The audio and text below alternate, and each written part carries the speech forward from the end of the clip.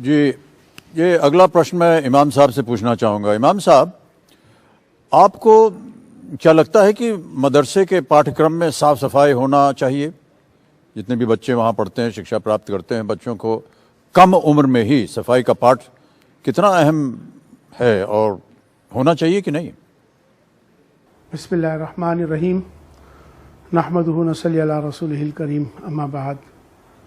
मैं सबसे पहले बनेगा स्वच्छ इंडिया, स्वस्थ इंडिया, इस कैंपेन के लिए डिटॉल को, एनडीटीवी को मुबारकबाद दूंगा कि जिन्होंने लगातार पिछले कई सालों से इस कैंपेन को चलाया है और इस कैंपेन से बहुत बड़ा, तमाम पूरे मुल्क के लिए बहुत बड़ा फ़ायदा पहुंचा है।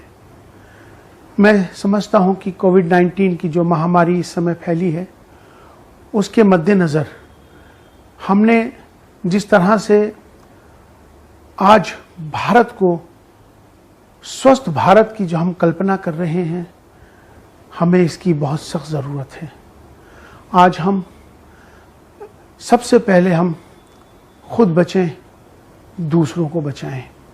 हमने इस कैंपेन में मदरसों के अंदर जाकर जब इस मिशन को, इस काम को शुरू किया था, तो मदरसों के बच्चों को बड़ी हैरानी हुई थी, क्योंकि मदरसों में इस तरह का कोई कैंपेन नहीं चला था, ख़ास तौर पे स्कूलों में चलते थे। तो उससे एक बड़ा फायदा, बड़ा प्रभाव पहुंचा कि बच्चों के अंदर एक जागरूकता पैदा हुई।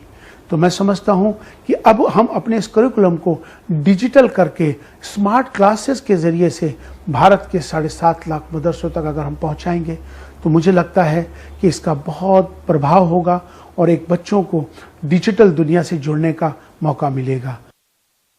जी, बहुत बहुत शुक्रिया। जी, इमाम उमर अहमद इलियासी हैं, चीफ इमाम ऑल इंडिया इमाम ऑर्गेनाइजेशन के, जो कि कह रहे हैं कि अब डिजिटल अब सब कुछ ही हो रहा है और क्लासरूम भी डिजिटल